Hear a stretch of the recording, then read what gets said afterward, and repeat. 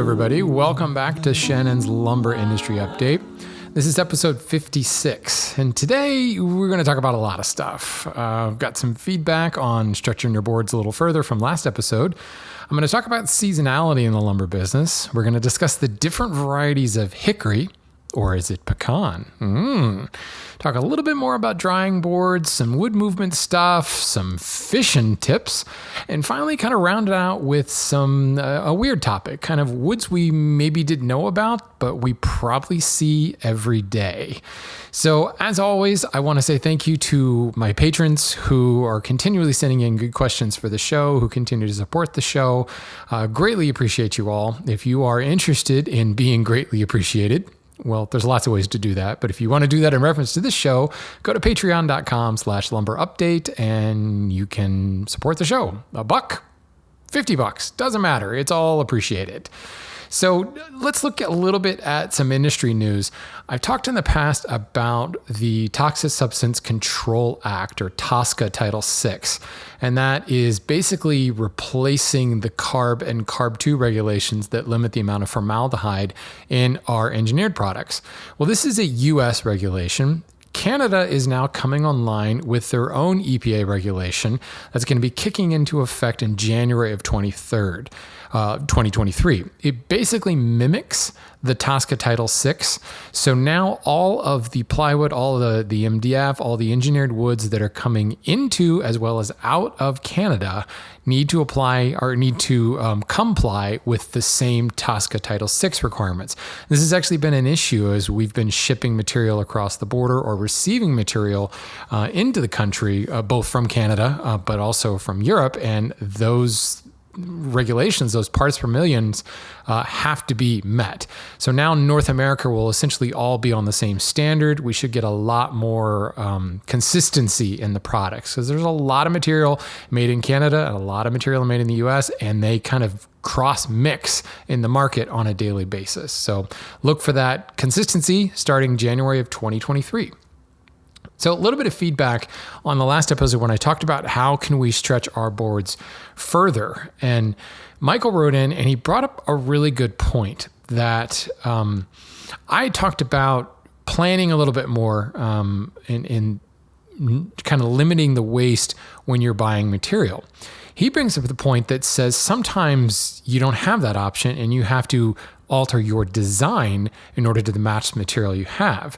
So he says lots of us use this same process, he's referring to altering the design, later on in fabrication with story sticks and taking measurements off the prior piece in assembly rather than going off the original cut list dimensions. A good example of this is sizing the parts of your drawer off the actual case that you just built rather than cutting the drawer parts from the cut list because you never know if there's some changes there.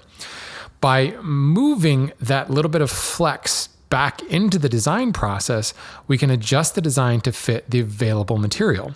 Keep the critical minimum and or maximum dimension and let the design flex a bit around that. After your last episode, I looked at a recent project I completed without hard measurements.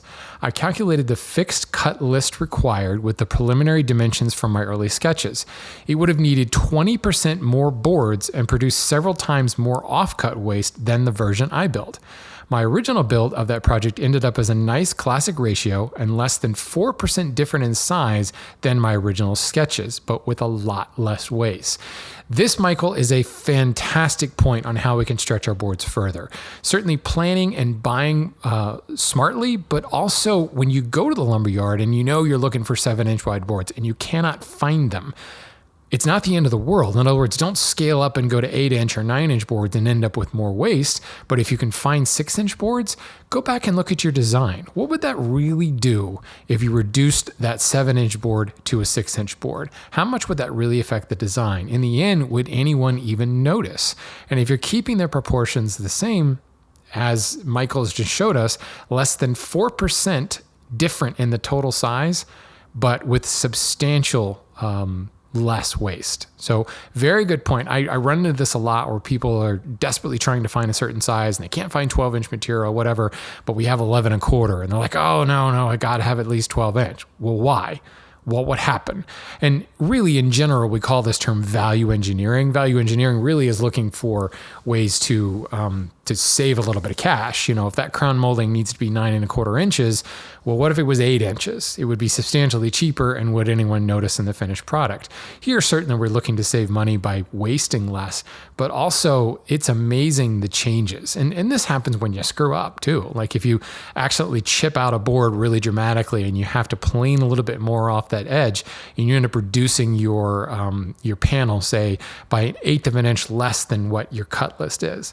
Who cares, right? No one's going to be able to tell the difference as an 1/8 of an inch, as long as the matching panels all match, right? As long as everything comes out square, it doesn't really matter. So thank you, Michael. Excellent point on how to stretch your boards further. And I throw this out again, folks. Anybody who can think of other ways that they've used to stretch that board or that board dollar a little bit further, always want to hear it. Great tips that we can continue to share with the listeners of this show. So I do want to get right into our email questions here. Aaron wrote in and said, I was wondering if the lumber industry has seasonal sales in similar fashion that retail does. For example, at the end of the summer, early fall, you'll see swimwear go on sale because stores need to remove that inventory and replace it with jackets and pants. Does the lumber industry see something similar? Do cedar, ipe, and teak see a price decrease at the end of deck building season when the demand dwindles? Or does the price actually increase because supply is lessening in anticipation of the end of the season's lower demand? Or is the industry as a whole too large to experience those changes in the market, just determines prices regardless of the time of year? Aaron, I don't think any market is immune to seasonal sales changes, and the lumber industry absolutely is not. So you mentioned outdoor material, a deck building. I wouldn't really lump teak into the deck building, although a lot of people use it for deck building. Teak has a lot of other uses. The marine industry, the yacht building industry basically goes all year round. So teak doesn't really see any seasonality there. Well, it's not entirely true, but I'm going to focus on ipe, kind of the prime tropical decking species. And you'll find that a lot of the things that occur with ipe happen very much the same with just about any other species based upon whatever their niche is, whatever it is they're looking for.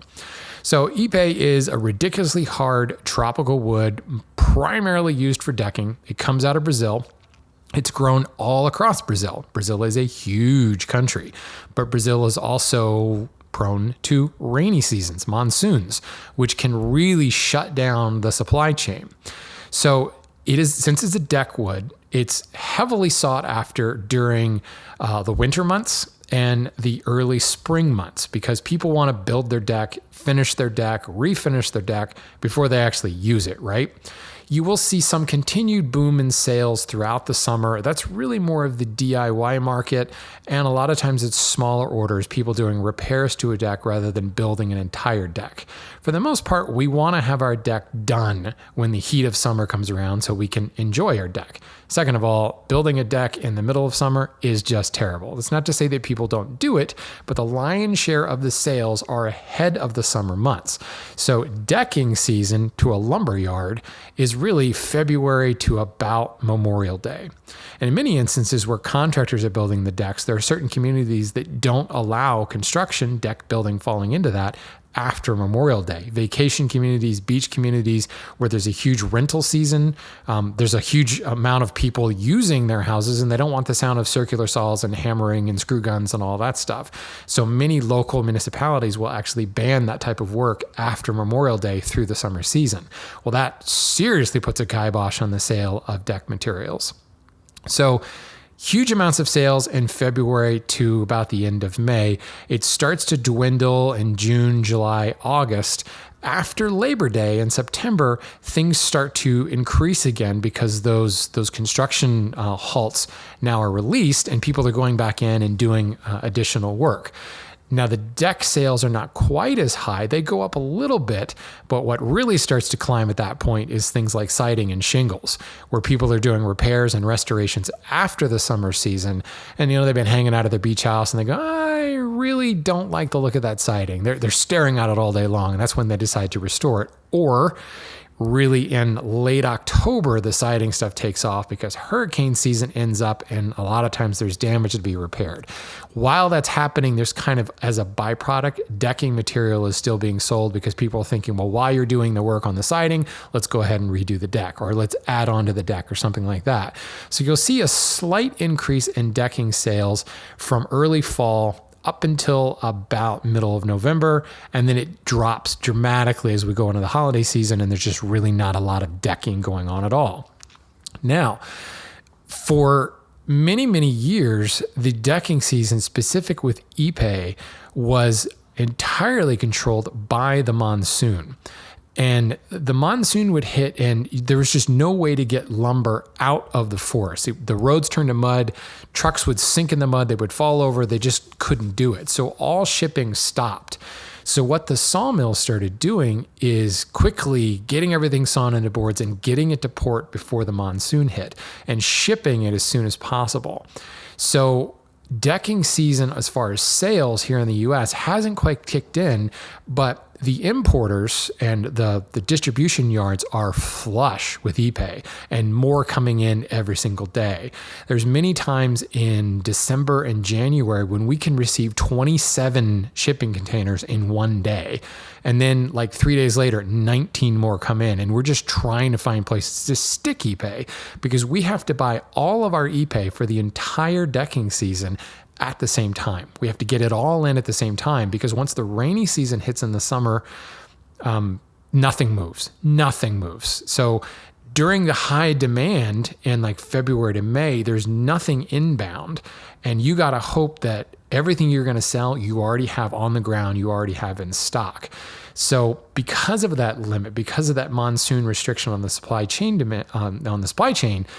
the buyers have to anticipate for the entire year, and that will continue all the way through that slight uptick in sales in the fall as well. So what that sometimes means is the early berm definitely gets the worm. So when, like right at the beginning of decking season, like maybe around early February, it's still kind of cold. There's not that much demand on decks yet, but we know that, middle of February to beginning of March, things are going to start to pick up. Meanwhile, the lumber yards are like, oh my God, take Ipe, get it out of here. We have no more room for Ipe. We've got Ipe coming out our ears. If you show up in February and say, I want to buy, I know I'm going to have 6 decks to build this spring. I want to buy all of my Ipe right now. You're going to get a better deal on that because they're flush with that material. Likewise, as you continue through the decking season, as you come into that late May, or even if you're buying in June and July, the prices on decking are sky high because there's been a big rush, a lot of people demanding it, but the inventory has also dropped dramatically because again, there's no new material coming in since like January. So stocks are starting to get low, prices are rising, the unusual sizes are almost completely out or out of stock. So when you can find them, they're really, really expensive in order to meet that stoppage in supply. Likewise, as you start building decks in the fall, it's kind of slim pickings because no one has received any Ipe since really January or February, and stocks are really, really low and prices begin to climb even more. Even though the demand is not nearly what it was 3 months earlier, in the fall, you'll find some of the highest Ipe prices around because of that limited inventory that's left. Likewise, best Ipe prices around in February.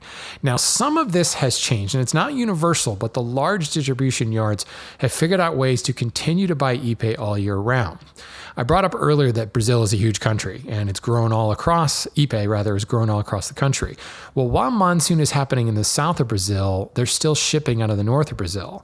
And when the monsoon is happening in the north of Brazil, they've resumed shipping in the south of Brazil.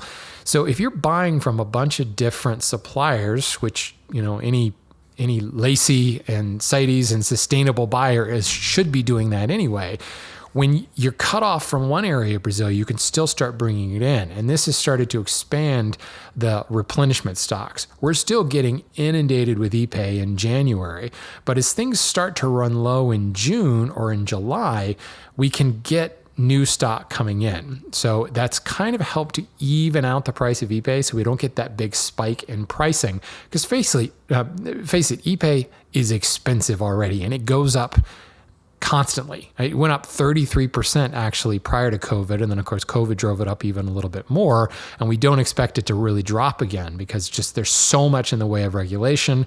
There's so much paperwork and things that hold it up. It's become very, very expensive to bring e-pay into the country. But at least the seasonality due to the supply chain has mellowed a little. It's evened out because people are now buying across a wider geographic distribution. Good for the ecosystem, but also good for that supply chain. You can take this same thing and apply it to anything. I mentioned siding briefly, Western red cedar siding, Alaskan yellow siding, white oak siding, sapele siding. During siding season, which as I said is usually in the fall, you're going to see those prices start to go up as the demand is really, really high. But good buyers, if they can buy in order to bring fresh material in during the spike in demand, they often can undercut their competitors because they've got a lot of material, they've got it at a lower cost, and they can, it's all competition, right? You got a buck cheaper or 50 cents cheaper than the guy across the street, and that can also actually spike the sales because people think, I better stock up while it's cheap. So this is the same in any industry, whether it be the clothing industry, whether it be the bicycle industry, whether it be the automotive industry. People often say that going and buying a car on New Year's Eve is the best time because they're trying to get rid of those late model years because no one wants to buy a 2021 on January 1st, 2022. Same thing happens everywhere. So the important part is whatever that species is you're buying, what would you associate that species with in your brain? It's white oak. Wow, it gets used for exterior siding, gets used a lot for distilleries, for barrels. What are the seasons around that particular trade or that particular construction? And that will all vary pretty dramatically. The other thing to think about is just the seasons themselves. When are the trees being felled? For the most part, you want to fell trees in the winter when the sap isn't rising. So if stock is low in the summer, it's not like people are going back out and cut down a bunch of trees and turning them into boards. Moreover, there's that additional lead time of kiln drying and all that fun stuff before the board is actually ready to sell. And this is one of the things that really has caught the price craziness in COVID is it's not like, okay, we hired some people got vaccinated, they went back to work. It's not like you can just start selling stuff right away. You have to fell the trees again. You have to saw them into boards. You have to air dry them for a couple of weeks. You have to stick them in a kiln for maybe 6 weeks. They have to be transported different places. So there can be, at minimum 2 to 3 months of lead time from when you felled the tree to when it can actually be sold. So if there was nobody felling the trees and now they've started again, this is why you still see large COVID-caused lumber price spikes because of that delay. Anyway, it all has to do with the seasonality. So great question, Aaron. Kind of more of an economics discussion than anything else, but I don't think there's an industry that is so big that it can ignore seasonality. And if they do, it's called really, really good marketing. Dennis and actually Alan both wrote in with some questions about hickory. Dennis says, I'd like to know more about the varieties and variances on wood sold as hickory. I've come across vastly different characteristics in hickory from hard to soft, light to dark, porous to dense, blotches, streaks, black stains, stringiness, even vastly different smells when cutting it. Are there multiple species being lumped in hickory lumber? I get that inconsistency is what gives this species its rustic character. Mostly, I'd like to know how to better characterize and describe these boards. And then Alan said, why are pecan and hickory often combined when I see them listed at a lumberyard? Often I see it as pecan/hickory. Would pecan make a suitable substitute for hickory and tool handles? Out here in West Texas, we have way more pecan trees than hickory. It is the state tree of Texas, for goodness sake. And just a little aside, I want to say thanks to Alan. Anytime I get an email from Alan, I have a warm spot in my heart for Alan because some of you may know I run something called the Hand Tool School, and I launched an apprenticeship program probably 3 years ago. And Alan, to this day, was the first apprentice to join the school. He's still an active apprentice. So, in fact, in the community, his moniker is the first apprentice. So, Alan, you always want to say thanks for taking the leap on me and joining the Hand Tool School as an apprentice. Anyway, let's talk pecan and hickory. The first thing to recognize is pecans, the nuts, come from hickory trees. So the reason that you will see pecan/hickory is it's kind of the same tree, but not. So here again, you have to think about there's kind of 8 different kinds of hickory. 4 of them you might call true hickory, and 4 of them would be called pecan hickory. So the true hickory species would be shellbark, pignut, mockernut, and shagbark, whereas the pecan hickory ones are bitternut, nutmeg hickory, pecan, and water hickory. So there you will sometimes find some even other names that are kind of local or alternate names for each of these, but really those are the 8 ones you're talking about. Yes, they are lumped together as hickory and they are sold as hickory. The yards that call them pecan and hickory, and Alan, I think the reason you're seeing that is because you are in Texas and it is the state tree. Really, there's no, when it's a board, it's being sold as a board, there's very little differentiation between pecan and hickory. The only time you would really tell the difference is when you're actually harvesting the nut itself. And obviously, shagbark doesn't produce a pecan nut, whereas bitternut would. So if that's what you're after, the fruit, if you will, the nut is what you're after, then it does make a difference. Once the tree is cut down and turned into lumber, it's all hickory and it all gets sold as hickory. But they're not quite the same. The true hickories, again, the shellbarks and the I'm getting them mixed up. The shellbarks, the pignuts, the mockernut, the shagbark, those true hickories, they are a lot more dense than pecan hickory. And, I should look it up. I actually don't know the numbers offhand. It's probably like a 10th difference, but that's still pretty significant. You can't really tell the difference just by kind of touching the planks. When you cut it, though, you will feel that little density. The pecans tend to be less uniform in color. There's a lot more oil. There's a lot more extractive in there, which creates a little bit more variance in color. So it's very streaky as compared to the true hickories. Really, the true hickories, it's a lot more common. It's got that more uniform color. As I said, it's a little bit more denser. It's more often used as hardwood flooring because pecan hickory is less dense. I can say, I'm using air quotes when I say softer because pretty much all hickory is pretty hard, especially as a domestic species. But the pecan stuff is definitely going to be a little bit softer.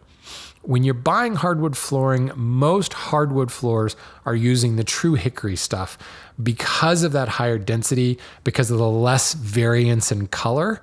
Because when you're laying out a whole floor, you want it to be somewhat uniform. If you're looking for that more, quote, rustic look, then a lot of the pecan hickories are being used because there is more variance in color. There is more streaking.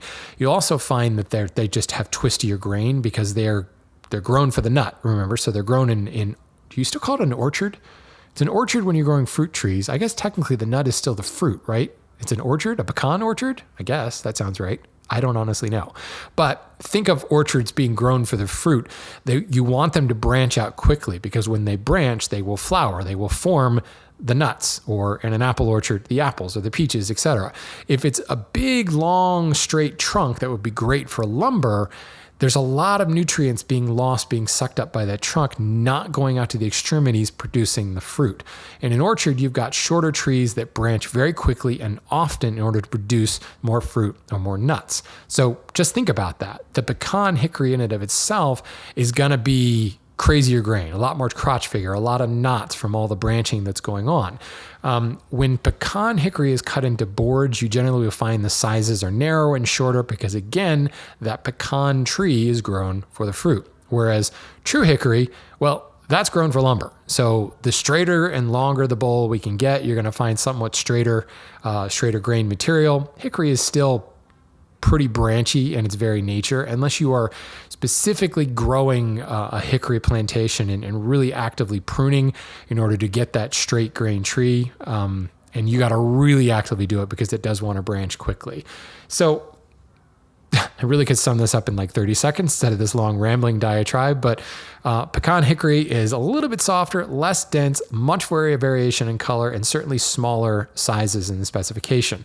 True hickory is going to be a little bit better on the sizes. It's going to be more uniform in color. It's going to be denser and a little bit harder, more like traditional lumber boards.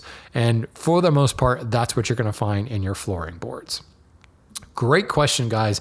This is one of those, again, I like to call them conglomerate species. Here you've got 8 different species that are all called hickory. Mahogany is another one, African mahogany specifically. Lots of different species that all come together. And you can buy, boards from the same rack at the same lumber yard and have dramatic color and grain and working characteristics from 2 boards that were side by side in the same rack at the same retailer. Jeff has a question about drying boards. He says, I'm located in Ontario, Canada. When air drying various lumber species, maple, ash, and pine from my sawmill, I sometimes get mold being produced on some boards, but not others. This is based on climate, airflow. Once I decide to use the lumber, once milled to proper dimensions, is it safe to use for any application? Okay for arms or legs of a table, but not a cutting board? Thanks for sharing your knowledge. Good question, Jeff.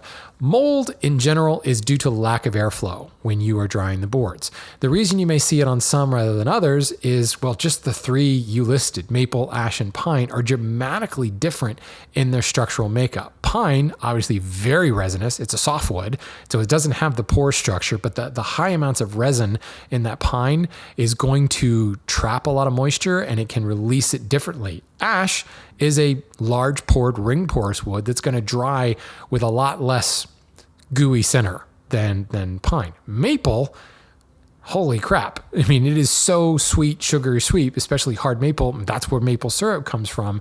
Lots of sugars in there. A lot damper, a lot more moist, if you will, than something like ash. So you may see no mold on the ash and a little bit on the maple and a whole lot on the pine, or none on the maple and still some on the pine. It's unlikely you're going to see it just on the ash and not on the pine unless there was a dramatic difference in moisture content and just really, really bad ventilation on the ash versus the pine. So airflow is absolutely key. I really don't think you can have too much airflow when you're air drying your boards. If they're out in Mother Nature and they're covered and not getting standing water on them, for the most part, I think you'll probably be okay just letting the wind blow through them. But you do want to make sure that they are stickered with enough air to blow through them. If you're bringing them inside, stick a fan on there and turn it on high. There's every possibility that too much airflow could prematurely dry it and get some checking on the ends, but I don't think there's really anything you can do to avoid the checking on the ends. Even if you seal up the ends, be prepared to lose a foot off of each end. That's just the way boards are going to dry. If you stick it in a kiln, you always account for having to trim 1 to 2 feet off the ends for that kiln defect that's going to happen on the ends. As far as is it okay if you do have some mold? What I will do if I see some mold on some of my boards is a little bit of either a borax solution or a dilute chlorine solution, just scrubbed on with a stiff bristle brush just to remove the active mold. Then I will run it through the planer, and that's just to keep any mold spores from kind of blowing up into the air in my shop, going into my dust collector. I don't care how good your dust collector is. Those mold spores are tiny, tiny, tiny. It's just a good idea to use that chlorine or borax solution, just to kill that off and get it off the board.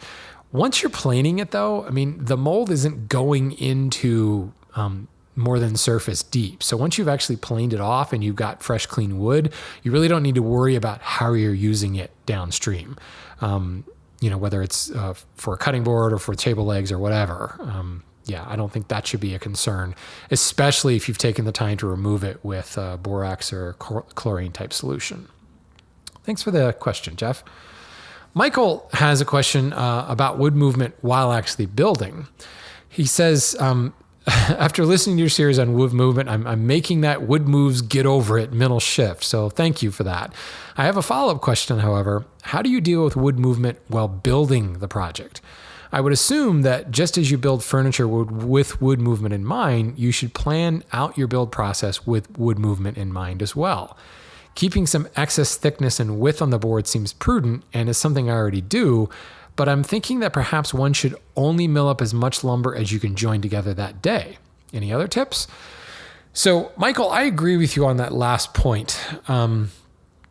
I try to only mill kind of what I'm planning on joining that particular day. Some of that is just sanity purposes, especially because I work entirely by hand. I don't really want to spend all day milling boards. I want to just mill 1 or 2 boards and then move on to joinery. Join those two together, then go back to milling and then into joinery and then back to milling. And you kind of rotate through that process. I also find that anytime you're milling all your boards at once, you're asking for problems. Anytime you've seen that scope creep on your cut list, and if you've already milled all your boards, you can't go back. So it's anytime I've got, say, moving parts like drawers within a case, I won't even touch the stock I have set aside for the drawers until after the case is glued up, pulled out of clamps, and probably even finished prepped. I don't even, if I can mill those boards and then they sit while I'm building that case, and that, could take a day, could take 3 weeks, it could take 3 months, depending on how much time I get in the shop. I really don't want to have that drawer stock sitting there milled. Now, there's other people who will say, well, you want to mill it and give it time for acclimation. The boards are still acclimating to your shop while you're in there. If you are milling them considerately, and by that, I mean, don't remove all the material off one side of the board and then take a 64th of an inch pass through the planer on the other side. If you're removing wood evenly from both sides of the board, you're going to get an even moisture exchange, and you should end up with a flatter board. So there's the first tip. When you're milling, don't take 3 passes on one side and 1 pass on the other side. Try to take 1 pass, flip the board, take another pass. You're really evening it out. You'll end up with boards that are a lot more stable for longer, but they still have to do a little bit of acclimation once you've removed the material. But if it's even and you've stickered it to allow airflow, back to Jeff's question on mold, if you're allowing airflow once you've milled it, it should stay relatively flat. But here's the other thing. The thinner you mill a board, the wider the board is, the more tendency it's going to have to cup. The longer the board is, the more tendency it's going to have to bow. So if the parts you're making are pretty small in size, you can mill them further ahead and not have to worry about it. You're not going to see a lot of cup over a 2-inch wide rail and style. But a 12-inch or 15-inch case side, especially because it's probably flats on, is going to cup no matter how much time. So for me, if I mill a case side that's 15 inches wide, I want to get to joinery and join it and rely upon the joinery to hold that flat. So say I'm making a bookcase and maybe I'm fancy and I'm using sliding dovetails for the shelf to case side. What I want to do is mill 1 case side, or mill 2 case sides, depending on how much I plan to get done that day, and go all the way to joinery and dry fit the case. You don't necessarily have to glue it up because there may be other things you need to do that you need access to the boards. But if you do the joinery and you assemble the joinery, that sliding dovetail is going to hold those case sides flat. And because they're wider, because maybe they're thinner, you've moved more material, they're going to want to cup. But the sliding dovetail restrains that cupping, but it also it doesn't restrict wood movement, it restrains the cupping, and you'll end up with nice flat boards that won't be so difficult to put together later. Likewise, really tight joinery, like tongue and groove joinery, it's always a good idea to mill that board and fit the tongue and groove all in one session. Especially the longer the T&G joint, the harder it can be to line things up and get it to fit together. And if you try to hammer together a T&G joint, you're liable to split off the tongue or more than likely split off one of the side walls on the groove side. So you do have to think about the size of my parts, the thickness of my parts. The thicker the board, the less it will cup on you. Again, wider, the more it will cup, etc. How much potential is there for that particular part you're milling to cup? I'm not a big fan of the whole remove a little bit of wood, leave it big, and then come back and remove some 2 weeks later. I'd rather do all my milling at once. And if I'm worried about the cupping, worried about the movement, go through and complete joinery rather than multiple steps of milling. I want to mill a board and be done. I don't want to do it a whole bunch of times. So there's going to be people who differ from me on that. And some of that may just be my hand tool approach versus a machine shop approach. But unfortunately, the answer to this is so much it depends on the size of the parts, the species you're using, the type of climate you're living in, and what kind of dramatic climate swings you may see, how climate controlled your shop is, et cetera, et cetera. The key is, and what I said in the whole wood movement idea is, yes, wood moves, get over it, plan accordingly, and always think about during the build process.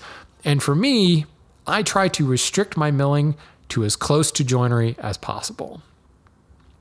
Okay, Matt's going fishing. Well, actually, Matt's helping other people go fishing. He says, I've got a supply question for you. I am in need of balsa. I make fishing lures, and I have a request to make bulk crankbait bodies for a fishing supply store. Anyway, I can't find a source here in or around Rhode Island for balsa boards. I get that half-inch or thinner hobby sheets, like something like Michael's Craft Store or something, are small carving blocks, but that's it. Any help would be greatly appreciated. So here's the thing, Matt. Balsa, there's not a huge demand, but the demand for balsa is in those little craft sheets or carving blocks that you're seeing at Hobby Lobby or Michael's and in model airplanes. When again, those parts are very thin. There's not really a market for boards, traditional lumber in balsa. So the majority of the balsa is being milled at the sawmills into these particular parts. And some of that is a Lasiac thing where a percentage of work is done in country. Others is just, it's more efficient. The sawyer can get a better yield out of the log if they know the parts they're making. And, if you have a big log and you're cutting down into smaller pieces, more of that material can go out. So because that's the primary demand, there's not a lot of people coming around looking for balsa boards. The mills themselves aren't actually cutting it. It's not that the tree is too small. It's just they're ripping it into smaller pieces, cross-cutting it into shorter boards, milling it into thinner stock because that's what the market demands. You probably, if you needed to get, and frankly, you're talking about crankbait, so it's not like you need, really big parts. But what you might do is go to an importer and say, look, this is what I need. More than likely, they're going to say, yes, we can produce that for you, but you're going to need to buy like 1,000 board feet. You could make a couple million crankbaits with 1,000 board feet. But that's what's going to happen because what the sawmill has to do is essentially stop production, change up their settings, mill your order, and then switch production back over. So they kind of have to make it worth their while. One or two pieces, would produce a lot of crankbaits, but one or two pieces is not worth the mill's time to shut down their primary production, what most of their customers are asking for. But here's the thing. It doesn't have to be balsa. I mean, with the exception of Ipe or Lignum vitae, wood floats. Most of them have a specific gravity less than water, so they float. So if you look at crankplates and poppers and things like that, you'll find that balsa certainly is what they're made of, but basswood is very common. Poplar is common. You will even find butternut, buckeye, pine is used a fair bit. Cedar is used a fair bit. Any low density wood is going to give you that same action because the body of a crankbait is so small. There's really not a massive amount of weight in it. Even if you use a species that's denser than balsa, which frankly is a lot of species, because of the size of that crankbait, you're still going to be okay. I would recommend you check out basswood because basswood is going to be available certainly in those smaller carving blocks, but basswood has other uses outside of that. Butternut has a lot of other uses and it's available much easier to find it in boards. So I would go basswood first, check out butternut after that, and if necessary, go to poplar because, oh my God, you will have no problem finding poplar in large board sizes. Finally, Jay had an interesting idea, and I may kind of do more research on this and turn this into another show, but I do think that the idea of woods that we don't see could be kind of interesting. So he said, I'd be curious to find any woods that are in large volume of use, but we don't really know about it because we don't see their use in an end product. For example, in-grain balsa is in huge amounts laminated between sheets of aluminum, steel, fiberglass, or carbon fiber. People rarely use balsa. Interesting coincidence here. It's one of my favorite hardwoods. Otherwise, unless to do car, train, boat, airplane projects. So thank you, Jay. That just underscores what I just said about balsa. So where do you find your equivalent lumber yards that cover balsa, where it's sourced, etc.? Here again, they don't exist because there's no market demand for it. As a side note, I wonder why we don't hear more about Paulownia, as it's also a light, strong hardwood that will grow pretty much anywhere in the continental U.S. and would be great for planting purposes as well. Why don't they use it instead of pine for pulp since it can grow faster at 20 plus feet per year? I know the Japanese use it for carving because of its nice grain, but it seems to be a non-existent wood otherwise. So good example of woods that are out there that we maybe don't know about or we don't actually see. And actually back to Matt's point on crankbait, Polony, or Kiri as the Japanese call it, would be another fantastic species for crankbait. Yeah, well, maybe not. Because it is so porous, it would be a little bit harder to get that kind of smooth acrylic look, whereas basswood basically almost has no grain and the pores are super, super tiny. But here's a good example of species of woods that are in huge volume that we may not really know about. Balsa, huge volume, but it's not showing up on the lumber yards because it's being used for model construction, frankly. Another one is falcata, also used in plywood, specifically lumber core plywood. But you know where falcata is primarily used? You see them every day, toothpicks. The primary use of falcata lumber and the whole reason falcata plantations exist is to make toothpicks. Toothpicks are everywhere, and most people don't realize what the species is. Sometimes you'll find they're made out of birch, and they will specifically say, fine birch toothpicks. But the lion's share of your toothpicks are made out of falcata lumber. Paulownia is actually an invasive species. It is here in the US, and it grows definitely like a weed. The Japanese have been using it for millennia now for tansu. My first exposure to Paulownia was in building a tansu chest, actually as a commemorative urn. It's a fantastic wood to work. It's super strong, super lightweight. It was perfect for tansu because the merchants would carry their tansu on their back. So they wanted the case to not be heavy at all. Why can't we use it for pulp? Well, you have to think about what we're looking for in pulp. Paulownia grows really, really fast, but as a hardwood, it is a ring porous hardwood with very large pores. Not a lot of extractives. It's a very dry hardwood. So as you ground it up for pulp, it would crumble into dust, whereas softwoods, because they're so heavy in resin, they turn into that pulp. Moreover, silviculturally, Paulownia still has to be grown like hardwood. It still needs to be pruned. It needs to be planted in neat little rows or it's not going to grow well. Softwoods don't have to be planted in rows. Softwoods are planted using broadcast seeding. So think about fertilizing your lawn with that little push cart or the little broadcaster. You spin the little handle and it spins seeds or fertilizer all over your yard. That's how softwood plantations are grown. They go out and they just dump seed all over a field because softwoods grow best clumped tightly together. As softwoods get older and they grow up taller, they weed themselves out and the weaker plants die off as the other ones continue to grow up. But you'll look at a softwood forest and it's incredibly dense because that's how softwoods prefer to grow.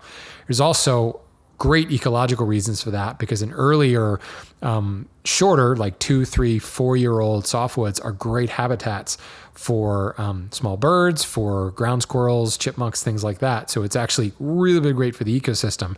Even as those trees grow up super, super tall, they're still clumped together very, very tightly.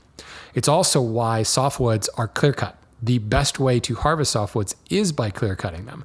There's no way to really go in and just peck out 1 or 2 unless you're talking about really old trees or specific types of softwoods like Douglas fir, Western red cedar. Even then, Western red cedar is clear cut. It's really the best way to do it because the best way to regrow that forestry, whatever that hectare is broadcast seed it, have it grow in clumps and have it weed the weak guys out all on its own. But because of the high resin nature of softwood, it makes much, much better pulp. Yes, it grows really fast. No, it probably doesn't grow as fast as Paulownia, but Paulownia would not make good pulpwood. So that's the other thing you have to think about. It's not just the growth rate. There is an article on the wood database that talks about the 10 best woods you've never heard of. And I will link to it because it is a particularly interesting read. Paulownia actually shows up in there as number 9. Greenheart is another one. A lot of people may have never heard of it, but it's in wide use in piers and pilings. It's fantastic for ground contact, but also direct water contact. So go to just about any oceanside pier and you look at those big round pilings, it is greenheart for the most part. Chakde Victa is on here, Burmese blackwood's on here, desert ironwood, pistachio, great wood. But here again, you don't see a whole lot of it because just like the pecan, it's grown for the nuts and people don't actually want to cut it down. They can make more money selling the nuts than they can cutting it down and making lumber out of it. Black locust is another one. We talked about that in a previous episode, and we may see more black locust plantations once people get over the highly invasive taproot type issues. But you will find a lot of instances where there are woods that maybe you've never heard of, but they're in huge demand. Apatong is a great example of this, also known as carooing. It is pretty much on every truck bed. Go rent a U-Haul, go rent a Penske truck, go get one of those wooden floor dump trucks, or not dump trucks, pickup trucks like you would rent at Home Depot or something. The floor is made out of wood, and that wood is Apatong, primarily sold because it's super straight grain. It can be available really, really long quantities. So the floors of like semi-trailers are made out of Apatong. A lot of pallets are made out of Apatong. A lot of pallets are also made out of things like Canberra. Used to be a really, really popular kind of mahogany alternative deck wood. Now it's, because of its lower density, it's light yet strong, it shows up a lot in pallet wood. Pallet wood actually is a great example of tertiary species that are used all across the globe, and we see them every day in a pallet. Maple, a lot of people obviously know of maple, but the volume of maple that's used that it's actually used to make something else, steel mills, crane mats, things like that. All the roller mats, heavy machinery mats are sitting on hard maple. And that hard maple is specifically put in place that it will be destroyed over time. The steel mills, we used to sell a lot of hard maple to Bethlehem Steel in the Baltimore area while it was still open. But you find this in the steel mills in Pennsylvania as well, still buying large amounts of hard maple for the rollers. And they get destroyed over the course of one season, and then they replace them with something else. I'm blanking. There's a lot of examples of wood like this. Oak is a great example. I mean, barrels have become really, really popular as people turning them into furniture and things, but barrels are essential for making whiskey. They're essential for making wine as well. And those barrels are reused time and time again because, they become, coopers are not exactly everywhere in the world. So getting those barrels, keeping them around is really a big deal. But, we consume the wine, we consume the whiskey, and we don't really think about the wood that goes in to making it. And in the instance of whiskey, it's not whiskey if it wasn't in a barrel. What do you call it if it's just corn? Corn water until it's been aged in a barrel like that. So there's a lot of examples, and I'd love to hear anyone else who can think of something. Certainly balsa, falcata. We talked about white oak, even red oak, Apatong, hard maple. I know I'm forgetting a bunch. So let me know. Let me know if you can think of any examples of the woods that are in heavy amount of use, heavy export, but we don't actually use them for the lumber all that much. We use them to make other products. And it's an interesting discussion. And Jay, I want to say thanks again for bringing it up. I don't know if we can turn this into a bigger discussion or not. Maybe if I did a little bit of research instead of preparing for this particular show like I prepared for Wood Talk, we could have come up with some more. But lots of things to think about in this episode. Some great questions, guys. We covered a whole bunch. So thanks as always. If you do have questions for the show, please go to lumberupdate.com. There's a contact form. You can submit there. You can, and I show up in one form for me. You also can email me at lumberupdate@gmail.com, or you can find me at lumberupdate on Instagram and submit your questions there as well. Which reminds me, I forgot to check Instagram in preparing for this show, so I may have missed some questions there. Anyway, love your questions. Love the variety we've had this week. Keep them coming, folks. Go buy some lumber.